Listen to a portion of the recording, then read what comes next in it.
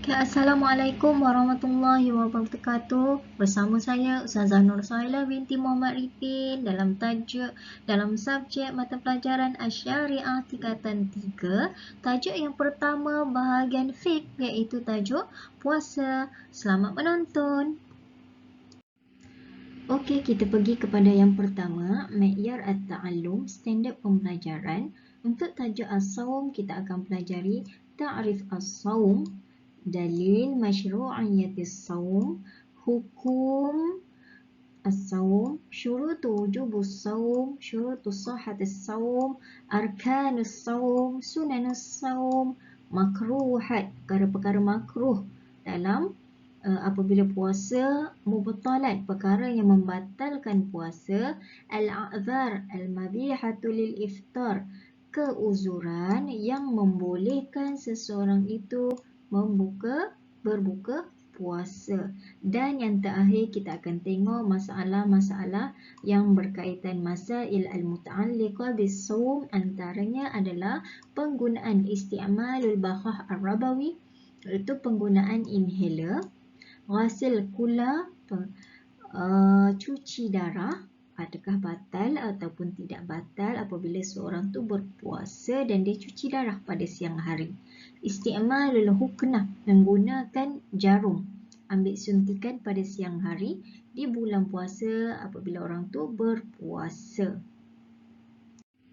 Okey, seterusnya kita pergi kepada Ma'yar at-Ta'allum yang pertama dan yang kedua, iaitu ta'rif wad dalil masyru'iyati as-Sawm Ramadan. Ta'rif dan juga dalil pensyariatan puasa pada bulan Ramadan. Okey, ta'rif dia terbahagi kepada dua, iaitu yang pertama lughatan. Lughatan iaitu al-imsak. Al-imsak bermakna menahan. Wa syar'an imsaku anil mufattirat, iaitu menahan diri daripada berbuka puasa, min tulu'il fajri, daripada terbitnya fajar, ila ghurubis syamsi, sehingga terbenamnya matahari, ma'anniyah. Kalau seseorang tu berpuasa hanya menahan diri daripada berbuka tetapi dia tidak berniat, maka dia tidak anggap dan dia tidak dianggap sebagai puasa. Tulu'ul fajri bermakna subuh. Okey, ghurubis syamsi bermakna maghrib. Okey, seterusnya kita pergi kepada dalil. Dalil daripada surah Al-Baqarah ayat 183. A'udzubillahi minasyaitonirrajim. Bismillahirrahmanirrahim. Ya ayyuhalladzina amanu kutiba alaikumus shiyam kama kutiba alal ladzina min qablikum la'allakum tattaqun. Sadaqallahul azim, bermakna, hai orang-orang yang beriman, diwajibkan atas kamu berpuasa sebagaimana diwajibkan atas orang-orang sebelum kamu agar kamu bertakwa. Okey, begitulah ta'rif saum dan juga dalil masyru'iyati saum Ramadan. Okey, jadi apakah hukum saum Ramadan? Okey, saum Ramadan hukumnya adalah wajib ala kullu mukallafin, iaitu ayil muslim, baligh, akal dan sebagainya. Selepas ini kita tengok apakah syarat wajib, siapa disyaratkan wajib berpuasa. Okey, untuk yang seterusnya saya menggabungkan 3 ma'yar at-ta'allum. Yang pertama syurutu wujubus shaum, syarat wajib puasa, siapa yang diwajibkan puasa. Yang kedua syurut sihhatus shaum, syarat sah puasa. Untuk menentukan puasa tersebut sah atau tidak ada beberapa syarat. Yang ketiga adalah arkanus shaum, rukun puasa. Okey, kita pergi kepada yang pertama, syurutu wujubus shaum. Yang pertama, orang tersebut mestilah orang Islam. Fala yasihu saum al-kafir. Tidak sah puasa orang kafir. Yang kedua adalah al-aqlu. Al-aqlu bermakna berakal. Ai an yakuna mumayyizan, iaitu orang tersebut adalah mumayyiz. Fala yasihhu saum al-majnuni wat-tifli ghairil mumayyiz. Tidak wajib puasa bagi, tidak sah puasa bagi orang gila, majnun, wat-tiflu ataupun kanak-kanak, ataupun orang yang tidak mumayyiz lagi. Yang seterusnya adalah iqamah. Iqamah bermakna bermukim. Tidak diwajibkan bagi orang yang sedang bermusafir. Seterusnya bulugh. Bulugh adalah baligh. Seterusnya itaqah. Itaqah bermakna boleh mampu berpuasa ataupun boleh berpuasa. Seterusnya syarat sah puasa. Syarat sah puasa. Syarat sah puasa terbahagi kepada 3. Yang pertama Islam. Okey, sama juga macam syarat wajib puasa. Untuk menentukan sah atau tidak puasanya, dia mesti adalah orang Islam. Yang kedua, al-aqlu, berakal. Sebagaimana saya ceritakan ataupun terangkan sebentar tadi berkaitan syarat wajib as-saum al-aqlu. Yang ketiga adalah al-khuluwu anil a'zar al-mani'ah, iaitu terlepas ataupun kosong daripada keuzuran yang menghalang. Keuzuran yang menghalang di sini bermaksud sama ada orang tu dalam keadaan haid, nifas ataupun al-ighma jami'un nahar, pengsan di keseluruhan hari, sepanjang hari. Sepanjang hari dia pengsan, maka dia puasanya adalah tidak sah, terbatal sudah. Okey, boleh faham setakat ni?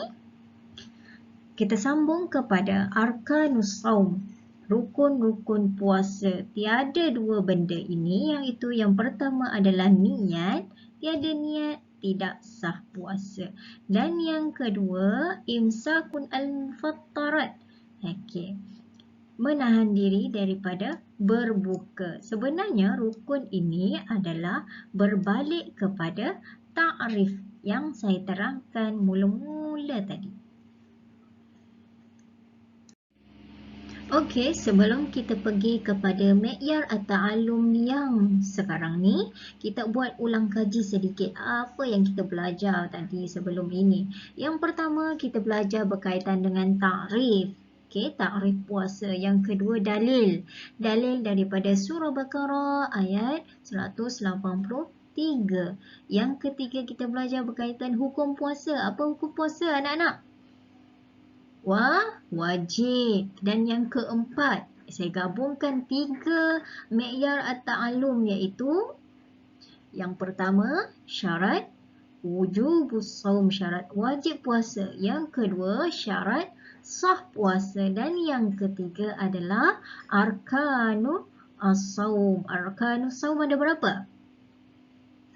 Kalau kita nak puasa, kita mesti apa? Yang pertama mesti niat. Yang kedua mesti al-imsak, menahan diri, anil mufattarat, menahan diri daripada berbuka. Okey, untuk tajuk seterusnya juga saya gabungkan tiga mi'yar at-ta'allum, iaitu yang pertama sunan, perkara-perkara sunat di bulan semasa berpuasa.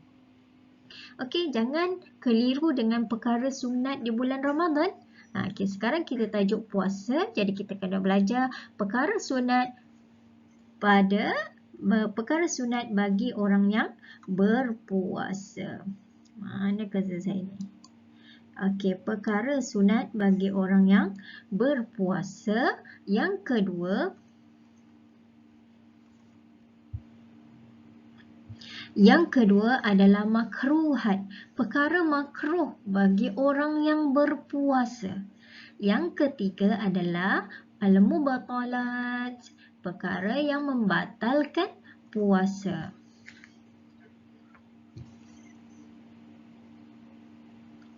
Okey, perkara sunat yang pertama adalah ta'jil al-iftar. Ta'jil al-iftar bermakna melewat-lewatkan Ta'jil al-iftar. Ta'jil al-iftar bermakna mengawalkan buka puasa. Maksud mengawalkan buka puasa ni bukanlah maksudnya asal dah boleh buka puasa, tetapi ta'jil al-iftar bermakna apabila azan sahaja maghrib, masuk sahaja waktu maghrib, kita digalakkan ataupun kita disunatkan untuk mempercepatkan buka puasa. Jangan lengah-lengah lagi. Okey, ta'khir as-sahur, melewatkan sahur. Ada orang selesa sahur pukul 12.30 malam, tapi lebih afdal ataupun kita dapat pahala sunat apabila kita melewat-lewatkan sahur tersebut. Dan sahur merupakan yang ketiga, sahur merupakan perkara sunat puasa. Yang keempat, taraku kalam al-fahish, meninggalkan kata-kata yang sia-sia. Seterusnya, ightisal anil janabah qabla fajar, mandi janabah, mandi junub sebelum subuh. Okey, apa hukum orang yang berpuasa, malamnya dia berjima dengan pasangannya, dengan isterinya, tetapi dia tidak mandi junub, tidak mandi wajib pada siang hari. Apa hukum puasanya? Kamu rasa apa? Hukum puasanya adalah dibolehkan, sah puasanya. Tetapi dia berdosa sebab meninggalkan solat. Nak solat mesti mandi wajib. Kalau berjanabah, berjunub. Okey, kita pergi kepada doa al-iftar. Okey, berdoa ketika buka puasa. Dan yang seterusnya, tarakal hajamah wal fasdu wa nahwiha, meninggalkan bekam. Okey, bekam disunat, meninggalkan bekam adalah disunatkan ketika bagi orang-orang yang berpuasa. Dan yang seterusnya adalah taftirus shaimin, memberi makan orang-orang yang berpuasa. Okey, perkara makruh. Perkara makruh pada orang yang berpuasa. Kalau sunat tadi adalah ta'jil, lawan dia ta'khir, melambatkan berbuka. Kalau tadi sunat ta'khir, melewat-lewatkan sahur. Makruh, mencepatkan sahur. Pukul 9 dah bersahur, 9 malam dah bersahur. Itu adalah perkara makruh. Siwak ba'da zawal, selepas turunnya matahari ataupun selepas dah nak dekat maghrib baru kita bersiwak. Siwak mana? Siwak bermaksud gosok gigi. Yang seterusnya mubalaghah fi madmadah wal istinshaq, berlebih-lebihan, over dalam madmadah, berkumur-kumur, dan juga al-istinshaq, memasukkan air di hidung. Waktu nak solat asar tu, kumur rasa, segar pula rasa, tekak ni bila berkumur. Kumur lagi. Jangan, boleh menyebabkan puasa kita makruh. Kemudian seterusnya, al-qubula wal mu'anaqa wal limasu liman harakat hazihi syahwati, iaitu berciuman ataupun membuat gerakan yang boleh menaikkan syahwat. Ikutlah buat macam mana, apa pun, aktiviti apa pun siang hari tu, yang mana boleh menaikkan syahwat, dia boleh menjadikan puasa kita adalah makruh. Seterusnya, zuq ta'am ma'a adama wusul syai'in ila jawf, iaitu merasa makanan tanpa sampai ke al-jawf. Al-jawf adalah di rongga ataupun di tekak, kan? Kalau nak rasa makanan, boleh rasa di mana? Di lidah. Lidah sebenarnya yang merasa. Lepas rasa, kumur terus. Jangan sampai yang kita rasa tu tertelan. Kalau tertelan, dia akan jadi batal. Tapi kalau tak telan, masih sah lagi puasa, tapi makruh. Dan ihtijam. Kalau tadi meninggalkan hajamah ataupun ihtijam, itu adalah sunat. Tetapi apabila kita melakukan ihtijam berbekam, dia boleh jatuh hukum makruh puasa tersebut. Okey, perkara yang membatalkan puasa. Perkara yang membatalkan puasa, macam biasa, makan dan minum secara amadan. Mana amadan? Mana amadan? Sengaja makan dan minum dengan sengaja. Sudah tentu menjadi batal. Al-istiqa'ah. Mana istiqa'ah? Istiqa'ah. Istiqa'ah bermakna muntah. Muntah yang sengaja. Jolok-jolok tekak sampai keluar. Bila dah keluar sekali, termuntah. Mula-mula yang pertama termuntah. Rasa asam pedas yang sahur tadi. Bestlah pula, jolok lagi tekak sampai rasa asam pedas yang kedua. Jadi maka batal puasanya. Yang ketiga, al-jima' amadan, berjima' secara sengaja. Yang seterusnya, al-istimna'. Al-istimna' iaitu berseronok-seronok. Yang ni lebih kurang macam syahwat tadi. Apabila kita rasa seronok ataupun rasa naik sudah syahwat, maka batal. Kalau makruh tadi, buat aktiviti-aktiviti yang menaikkan syahwat. Tetapi bila syahwat tu dah naik, dia jadi batal. Ighma' as-sukru iza amma jami'un nahar. Pengsan ataupun gila, tidak sedarkan diri di siang hari, di keseluruhan hari tersebut. Dari pagi sampai petang pengsan. Okey. Seterusnya, usul al-ain ila jauh min munzul maftuh. Munfazul maftuh, iaitu sampai ain. Bukan rasa saja, tapi kalau contoh kita rasa kita memasukkan sesuatu dalam mulut kita sampai di rongga-rongga terbuka. Munfazul maftuh bermakna rongga terbuka. Masukkan hidung ke. Tapi kalau korek hidung macam mana? Batal ke tidak? Rongga di hidung adalah di bahagian keras hidung kamu. Di batang hidung tu keras kan?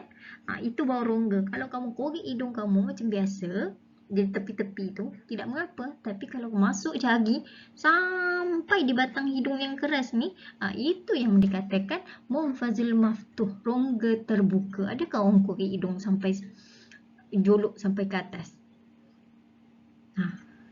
Tapi kalau buat swab test macam mana? Batal ke tidak ya? Lepas ni lah. Okay? Kita tengok swab test boleh batal atau tidak puasa tersebut. Seterusnya, perkara yang membatalkan puasa adalah haid, nifas wal wiladah. Haid, nifas, wiladah. Okay, yang ni jelaskan.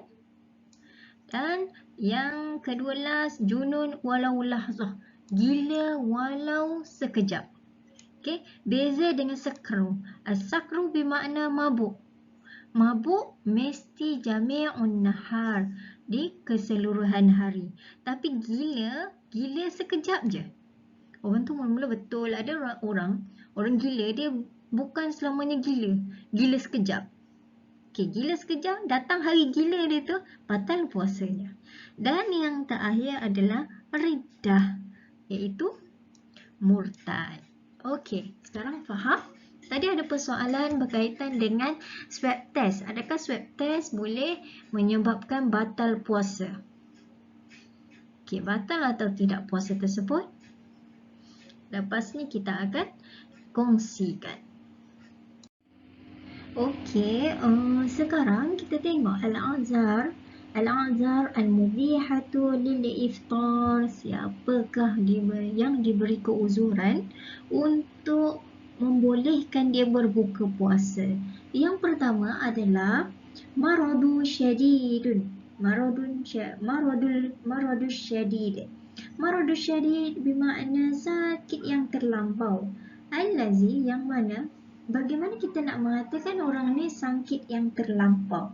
Iaitu apabila dia puasa, contohnya apabila dia puasa akan menyebabkan dia lambat baik penyakitnya tu, ataupun dia boleh lagi bertambah, bila dia berpuasa boleh bertambah sakit lagi dia punya penyakitnya tu. Itu yang dikatakan orang yang maridun syadid, luka sikit kat tangan akanlah sampai buka puasa. Okey, boleh? Macam orang yang memerlukan kena makan ubat setiap pukul 8 pagi, dia tidak boleh tak makan pukul 8 pagi. Dia mesti makan ubat dia pukul 8, pukul 12, pukul 4 petang. Contohnya. Kalau dia tak makan ubat ikut waktu doktor beritahu tu, dia akan menyebabkan mati. Orang itu yang dikatakan orang yang maradun syadidun. Orang yang sakit. Okey. Yang seterusnya adalah gambar ni. Gambar kapal terbang. Apa ni? Pergi musafir, orang yang dalam keadaan musafir tawil, pergi majikan sebelah tidak dianggap musafir. Musafir yang panjang, macam mana perjalanan ataupun berapa jarak yang dikatakan tawil, panjang tu, dia adalah marhalataini, 2 marhalah, ataupun sekarang kita dah tak pakai marhalah dah, kita pakai kilometer, iaitu 80 hingga 90 kilometer. Lebih 80, lebih 90, itu baru dianggap musafir. Orang musafir dibolehkan untuk iftar, berbuka puasa. Golongan yang ketiga adalah muka ni. Muka siapa ni? Muka pakcik ni. Ini adalah al-ajzu anisyam, orang yang uzur untuk berpuasa. Iaitu golongan yang pertama adalah golongan yang al-ajuz, iaitu orang tua yang uzur. Yang kedua adalah al-hamil, perempuan yang hamil. Dan yang ketiga adalah perempuan yang menyusukan, ibu yang menyusukan anaknya, dibolehkan untuk berbuka puasa. Tajuk selepas buka puasa kita akan belajar tentang qada, fidyah dan kafarah. Jadi golongan-golongan ni, golongan-golongan orang yang maridun syadid, macam mana puasanya? Adakah perlu fidyah? Adakah perlu qada sahaja? Macam mana dengan musafir? Perlu qada ataupun fidyah? Begitu juga dengan 3 golongan yang terakhir tadi. Yang tu kita akan belajar pada tajuk yang seterusnya. Okey, kita pergi kepada masalah yang berkaitan dengan puasa, iaitu ada 3 keadaan. Yang pertama menggunakan inhaler ataupun dalam bahasa Arabnya adalah bahah ar-rabawi. Adakah batal ataupun tidak batal penggunaannya di siang hari apabila seorang itu berpuasa? Dia ada 2 keadaan. Yang pertama, menggunakan inhaler orang yang sakit di siang hari apabila perlu. Okey, apabila perlu, maksudnya hari yang pertama, contohnya dia berpuasa, tidak datang asmanya, dia tidak perlu mengambil inhaler sehingga tamat hari pertama puasa, dan tiba-tiba hari kedua dia berpuasa lagi, tiba jam 12 tengah hari, dia rasa sakitnya datang dan dia perlu mengambil inhaler, maka hari tersebut yang dia mengambil inhaler tersebut adalah batal puasanya dan dia perlu qada puasa apabila tamat bulan Ramadan. Keadaan yang kedua adalah sakit, orang yang sakit yulazimah. Yulazimah bermakna sentiasa pakai inhaler. Sentiasa pakai inhaler setiap hari. Contoh doktor kata pukul 2 petang mesti pakai inhaler.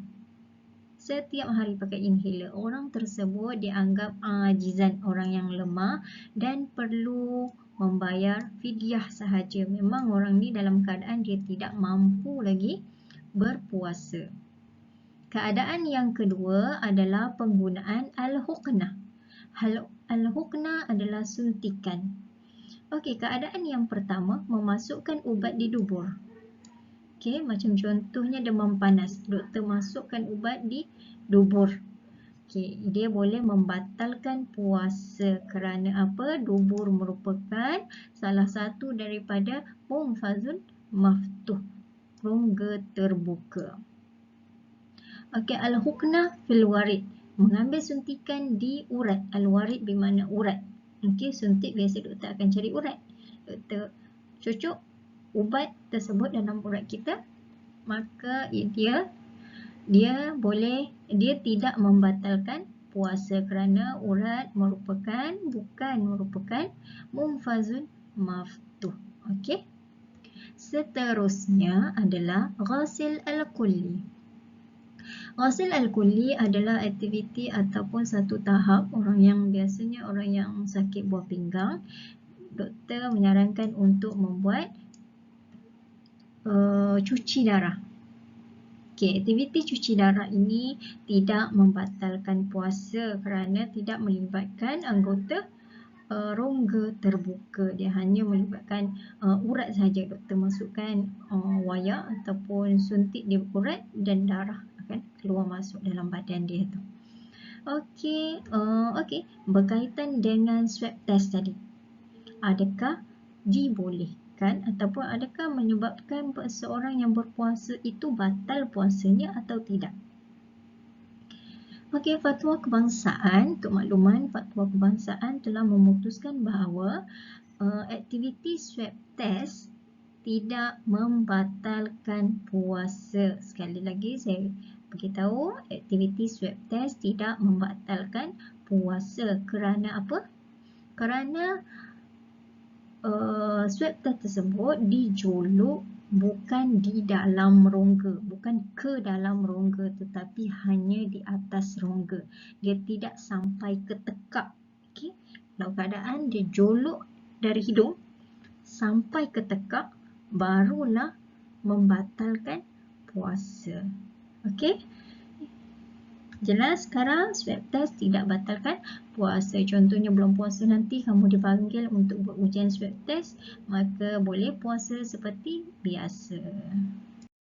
Okey, tajuk yang terakhir adalah hikmah puasa. Apakah keistimewaan, apakah kelebihan puasa? Yang pertama, kita tengok ada gambar apa tu? Menahan nafsu, mata, mulut. Okey, puasa ini boleh menahan kita daripada nafsu. Imsal awamirillah bitarki syahwa li ajlillah. Okey, yang kedua, puasa boleh melatih orang-orang kaya untuk kesamarataan antara fakir dan juga orang yang muhtajin, yang memerlukan, iaitu menggalakkan seorang itu bersedekah. Yang ketiga, as-siyam wasilatul syifa. Puasa boleh sebagai salah satu cara untuk menyembuhkan penyakit. Okey, kita sudah habis tajuk puasa. Okey, sekian saja untuk hari ini tajuk puasa. Okey, terima kasih. Syukran lakum ala husni istima'ukum. Wabillahi taufiq wa hidayah. Wassalamualaikum warahmatullahi wabarakatuh.